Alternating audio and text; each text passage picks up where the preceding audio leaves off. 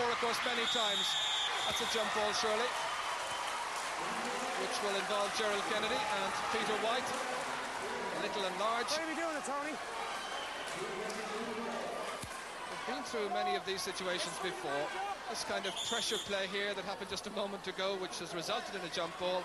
It's part and parcel of basketball whenever these two great sides meet. I can tell you every league match between these teams, and they meet twice in the league, usually carries every bit as much drama as you're seeing right now.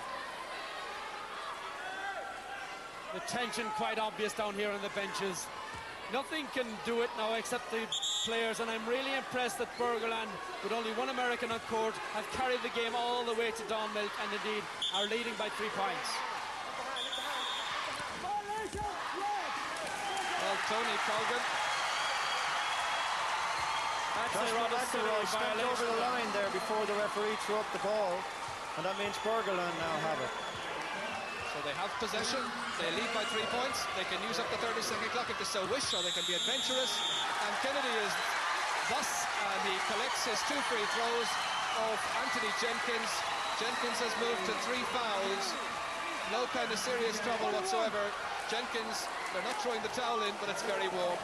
But Jenkins wants to just settle the nerves a little bit, make sure there's no stickiness in the fingers, because he wants everything to be absolutely right when he moves to the free throw line. The last time you'll recall, he was in a 1-on-1 situation. He scored on that occasion. Don't encroach on the court again. No Gerald encroaching. Kennedy wants that ball. He wants it. He wants to put these shots in.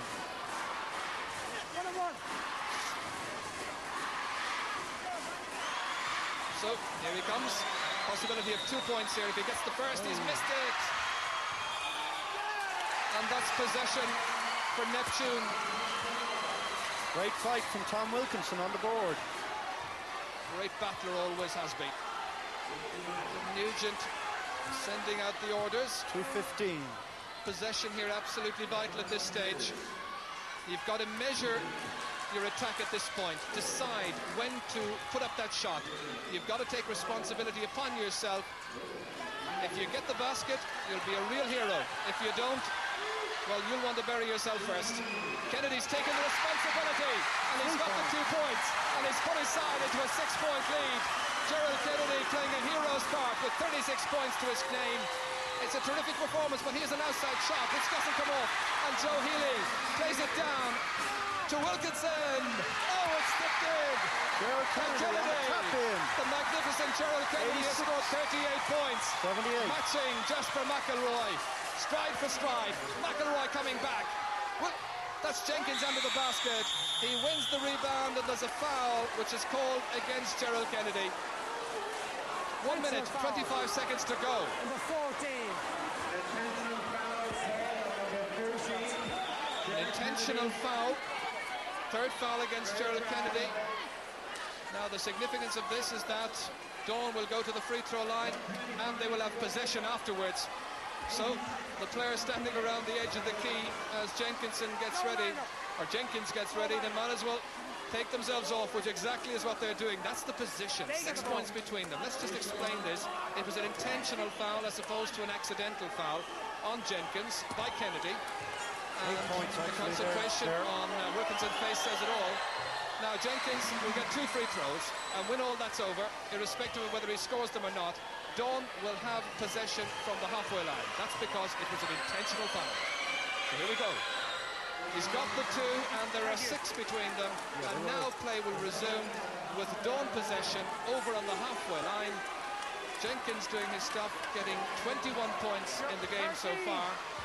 But there's still a fair fight back if the team in blue to get themselves into tomorrow's final. And that's a 3-pointer from Peter White, and the deficit has now been cut to a solitary basket.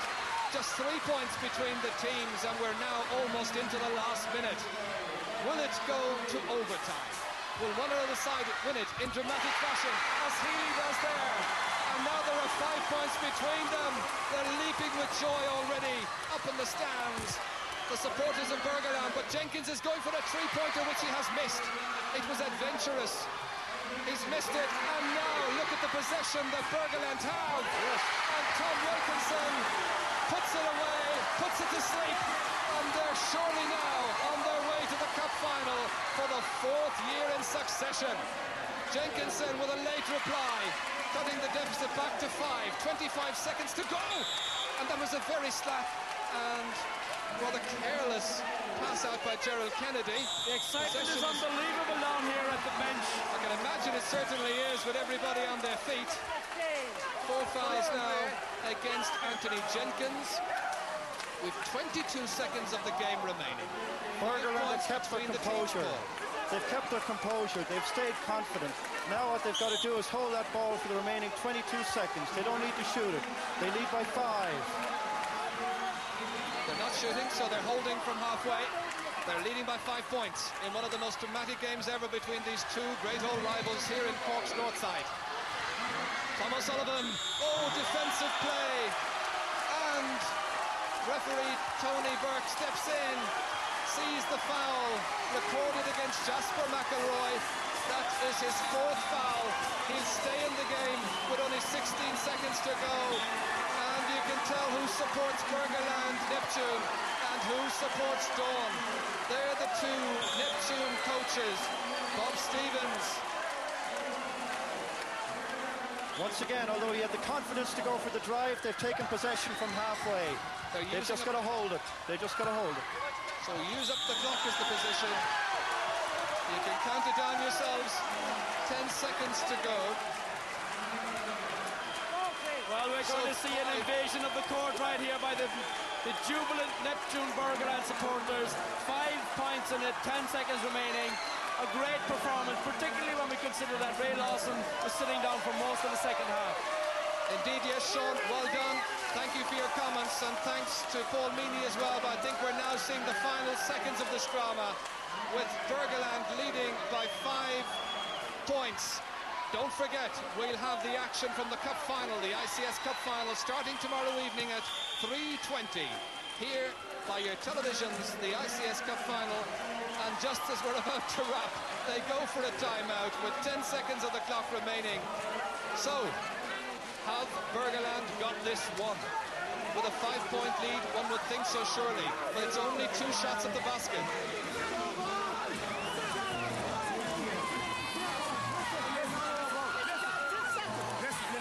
Remember the line drill. Straight line, right? You're starting first. You're putting up the pick, and you're going around, going to the basket. Make sure you pass it out. When it's over, wait down, go to the dressing room.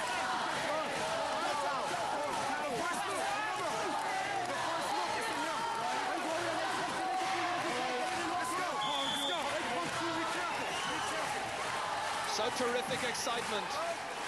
They're ready to invade Neptune Stadium.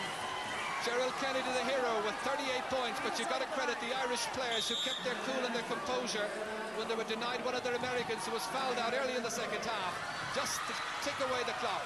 This to make it as a foul against Peter White. They'll hold possession again, I'm sure. 7 seconds to go. I'm sure this is going to take an awful lot out of the...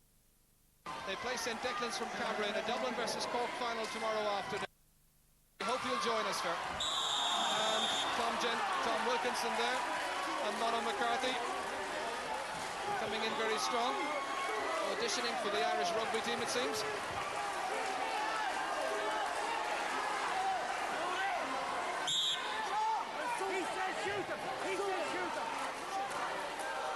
So I wonder, will they start shooting a few shots? They are, because nothing's coming of it. They're going to shoot a few shots because with 4 seconds still to go, they were being denied any kind of space to play by persistent fouling. And so Tom Wilkinson has gone to the free throw line.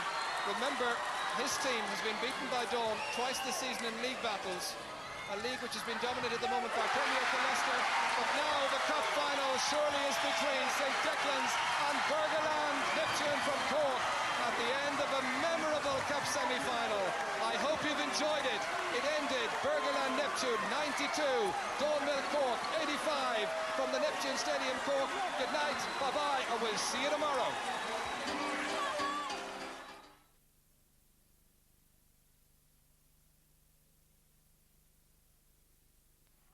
St. Declan's in blue playing into the basket on